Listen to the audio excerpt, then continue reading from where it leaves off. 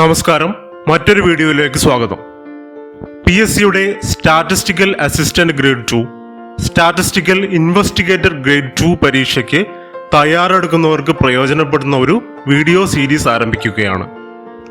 ഇതേ ടോപ്പിക്കുകൾ തന്നെ UGC net അടക്കം ഇക്കണോമിക്സ് റിലേറ്റഡ് ആയ എല്ലാ പരീക്ഷകൾക്ക് തയ്യാറെടുക്കുന്നവർക്കും ഉപകാരപ്പെടുന്നതാണ്.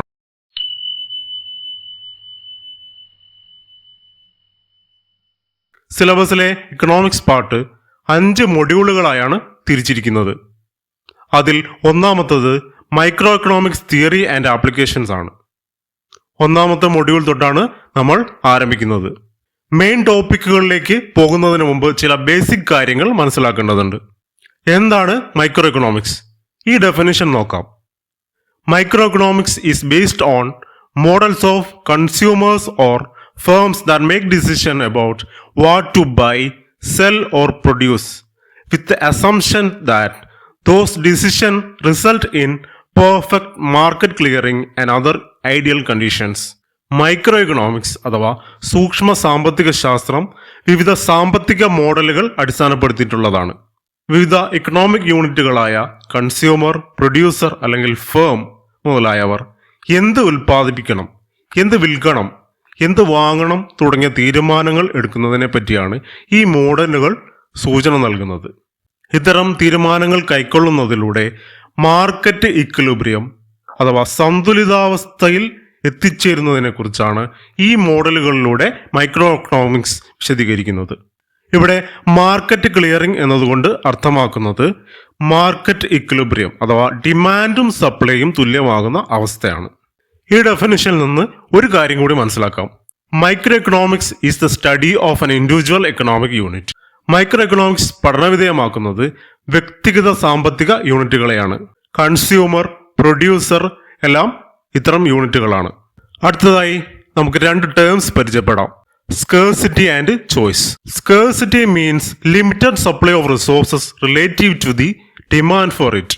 ഒരു സമ്പദ് വ്യവസ്ഥയിലെ വിഭവങ്ങളുടെ പരിമിതമായ ലഭ്യതയും മനുഷ്യന്റെ പരിധിയില്ലാത്ത ആവശ്യങ്ങളും തമ്മിലുള്ള അന്തരമാണ് സ്കേഴ്സിറ്റി അഥവാ ക്ഷാമം എന്ന് പറയാം. ഇനി ചോയ്സ് എന്താണെന്ന് നോക്കാം. Economic choice is the decision making process individuals and organisation use to allocate scarce resources to satisfy their unlimited wants and needs. പരിമിതമായ വിഭവങ്ങൾ വിനിയോഗിച്ച് വ്യക്തികളും സ്ഥാപനങ്ങളും അവരുടെ പരിധിയില്ലാത്ത ആവശ്യങ്ങൾ നിറവേറ്റുന്നതിനായി തീരുമാനമെടുക്കുന്ന പ്രക്രിയയാണ് എക്കണോമിക് ചോയ്സ് എന്ന് പറയാം. ചുരുക്കത്തിൽ സ്കേഴ്സിറ്റി കാരണം ഒരു കൺസ്യൂമറിന് ലഭ്യമായ ചോയ്സുകൾ പരിമിതമായിരിക്കും. കോസ്റ്റും ബെനഫിറ്റും പരിഗണിച്ച് ഏറ്റവും സംതൃപ്തി നൽകുന്ന ചോയ്സ് ആണ് കൺസ്യൂമർ തിരഞ്ഞെടുക്കുക. അതേപോലെ തന്നെയാണ് പ്രൊഡ്യൂസറിന്റെ കാര്യവും. ഏറ്റവും കൂടുതൽ വിറ്റഴിക്കപ്പെടാൻ സാധ്യത ഉൽപ്പന്നമായിരിക്കും ഒരു പ്രൊഡ്യൂസർ ഉൽപ്പാദിപ്പിക്കുക. എന്തുകൊണ്ടാണ് ഒരു എക്കണോമിയിൽ സ്കേഴ്സിറ്റി ഉണ്ടാകുന്നത്? അതിലേക്ക് നയിക്കുന്ന കാരണങ്ങൾ എന്തൊക്കെയാണെന്ന് നോക്കാം. ഒന്നാമത്തത്, വിഭവങ്ങൾക്ക് വിവിധങ്ങളായ ഉപയോഗമുണ്ട്. ഉദാഹരണമായി ലാൻഡ്, അത് കൃഷി ചെയ്യാനും വ്യവസായ യൂണിറ്റ് തുടങ്ങാനും ഉപയോഗിക്കാം. രണ്ടാമത്തെ കാരണം മനുഷ്യന്റെ ആവശ്യങ്ങൾക്ക് യാതൊരു പരിധിയുമില്ല എന്നതാണ്.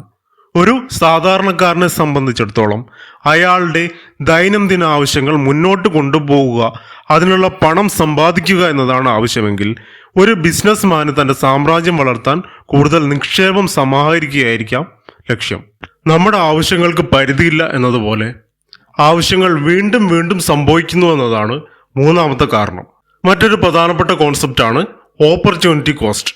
Opportunity cost is the value of the next best alternative forgone when making a choice. It is not just the monetary cost, but the value of the best thing you give up. ഒരാൾ ഒരു choice തിരഞ്ഞെടുക്കുമ്പോൾ ഒഴിവാക്കേണ്ടി വരുന്ന അടുത്ത മികച്ച ബദലിന്റെ മൂല്യമാണ് opportunity cost അഥവാ അവസരാത്മക ചെലവ്. ഇത് കേവലം മണി കോസ്റ്റ് മാത്രമല്ല, റിയൽ കോസ്റ്റ് കൂടിയാണെന്ന് പറയാം. ഒരു ഉദാഹരണം പറഞ്ഞാൽ, ഒരു PSC ഉദ്യോഗാർത്ഥി 3 മണിക്കൂർ പഠിക്കുന്നു എന്ന് കരുതുക.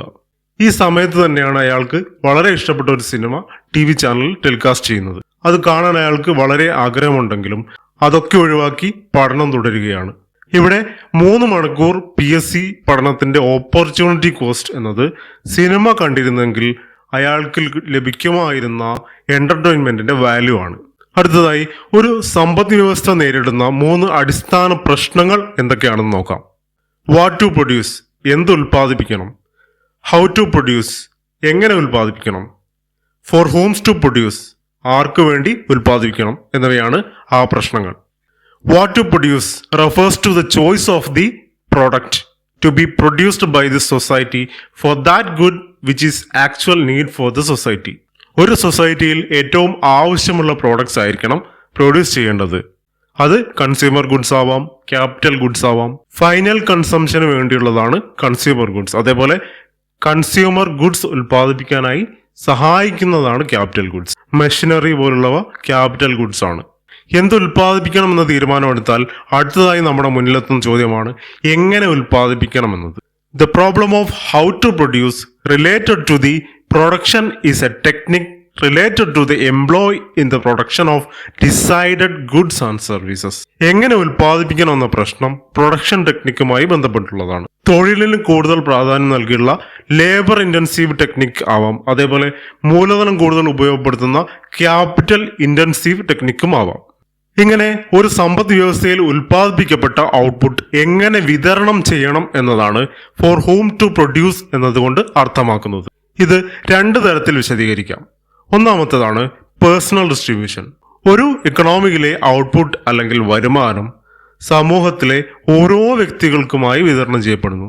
രണ്ടാമത്തെ ആസ്പെക്റ്റ് ആണ് ഫങ്ഷണൽ ഡിസ്ട്രിബ്യൂഷൻ.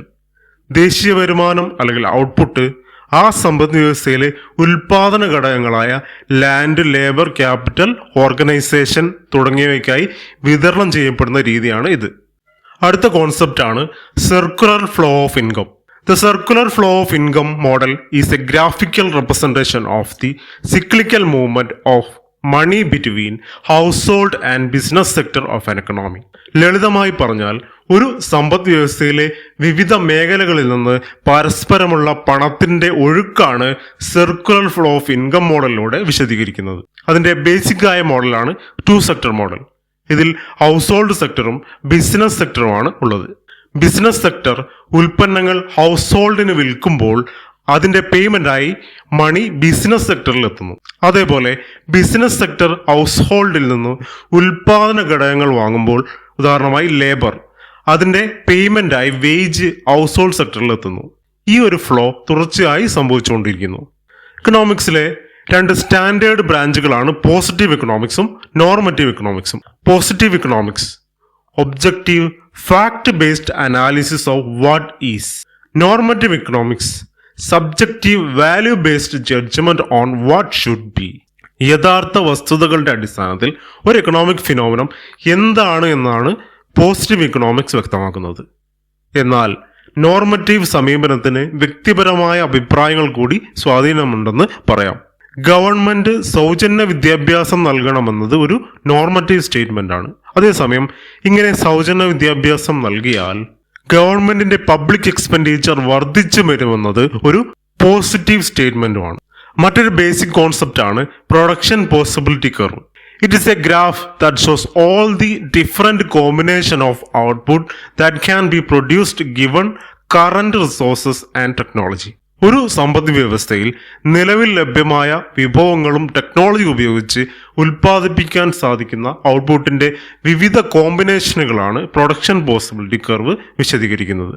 ഇവിടെ തന്നിരിക്കുന്ന ഡയഗ്രത്തിൽ ഡി എന്ന കോമ്പിനേഷനിൽ ഉൽപ്പാദനം നടത്തുകയാണെങ്കിൽ ഗണ്ണിന്റെയും ബട്ടറിന്റെയും ഔട്ട്പുട്ട് തുല്യമായിരിക്കും. സി എന്ന പോയിന്റിലാണ് പ്രൊഡക്ഷൻ എങ്കിൽ ബട്ടറിന്റെ ഉൽപ്പാദനം കൂട്ടാൻ സാധിക്കുന്നു. എന്നാൽ ആനുപാതികമായി ഗണ്ണിന്റെ ഉൽപ്പാദനം കുറയ്ക്കേണ്ടി വരുന്നു. ഇനി ബി എന്ന പോയിന്റിലാണ് പ്രൊഡക്ഷൻ നടത്തുന്നതെങ്കിൽ ഗണ്ണിന്റെ ഉൽപ്പാദനം വർദ്ധിപ്പിക്കാം, പക്ഷേ ബട്ടറിന്റെ ഉൽപ്പാദനത്തിൽ ആനുപാതികമായ കുറവ് സംഭവിക്കും.